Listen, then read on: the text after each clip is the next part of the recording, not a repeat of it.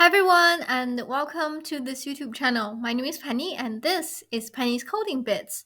In this video, I am going to address an important question that many of you have around data privacy when using generative AI tools.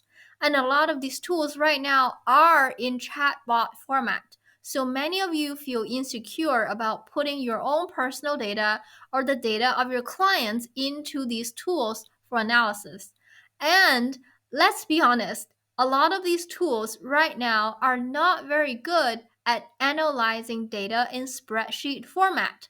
So I am going to show you today how to move the models behind these tools into your own environment so that you have access to your own data privacy protections and the data analysis algorithms that you usually use before generative AI. And by combining the Gen AI tools with your traditional data analysis tools, you can have the jump from a prescriptive or diagnostic tool to something that is potentially prescriptive. So let's see how this integration is happening. So here I have a R dashboard, which is an environment that I have used many times on this channel.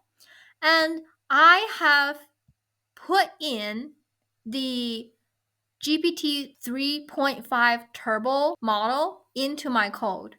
And by doing this, I am accessing the GPT model within ChatGPT. And I am going to update this to the GPT 4 series models once that becomes available in the GPT API. So let's just have a walk through this. First of all, let me show you how this works. So this is based on the audit mobile app that I had talked about earlier on this channel. And this is how that looked like. So in this app, you could input your questions to let the chatbot calculate and identify duplicates and outlier transactions in a restaurant data worksheet that the user had inputted into the tool, and the tool will output the outlier transactions that needs attention and steps to take to investigate them. So this is the original app. And I have upgraded this so that no more conversations are necessary. Everything is done in one click as soon as the data is inputted into the app. So here, I am going to put this same data set that you see here, and I am going to put this into the app. And it should give me the count of all the metrics that I had before, including large tips, duplicates, after-hour transactions, suspicious notes, outliers, low tips on high bills, and unusual daytime transactions.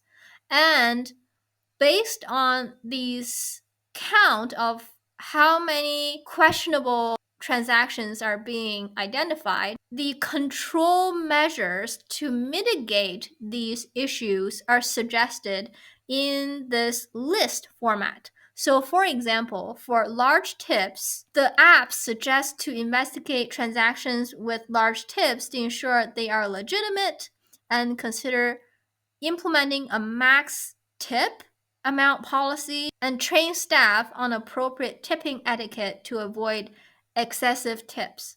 So by outputting suggestions for the organization to implement, you are essentially elevating your original investigative type app into a prescriptive app. And all of these suggestions came from GPT 3.5 Turbo. So let's just have a quick walkthrough of the backend code for this. So the most important part of this app is this API response function, which can be broken down into different parts. So the first part is the request body, which contains all the information that's necessary to construct the request to send to the API. And this includes the model that we are looking to interact with, which is the GPT 3.5 Turbo model, and the message that we are looking to send to the API. And this includes our role as the user and our question that we want to ask, which is, could you show steps to address the following metrics? And here we see a variable called metric list. And if we just look up, this metric list came from this metrics counts variable. And if we scroll further up, we can see that metrics counts include all the metrics that were included in the audit mobile app before. So what this does is it counts the number of transactions in each of the metrics.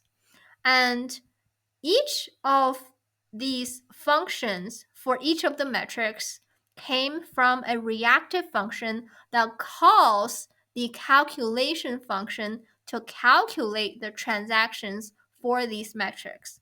And these calculation functions are listed further above here. So once we have the request ready, we have to have another function to send it to the API. And that is this response function, which sends this post request to the API. And you can see that this authorization function is including the API keys, which you can get at the OpenAI API page here. And you can see that I only spent 2 cents on developing this app. So it's very, very reasonably priced if you want to use GPT's API in your apps. So that being said, we have a response now from the API, and we need to use this response content function to parse this response because it is in a format that we cannot yet understand because it's in JSON format. So we need to parse this into a text format that can be displayed on the dashboard.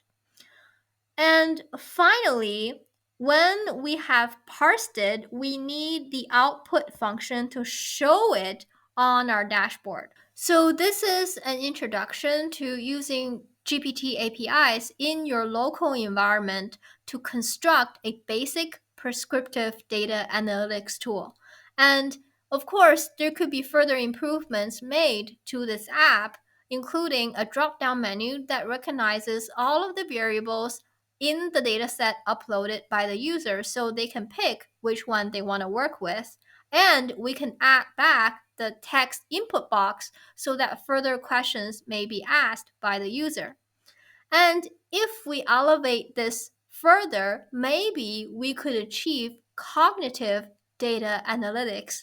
And that is one step up in the hierarchy of data analytics tools that we have been taught in school. So I hope you enjoyed this video. I'll see you in the next one.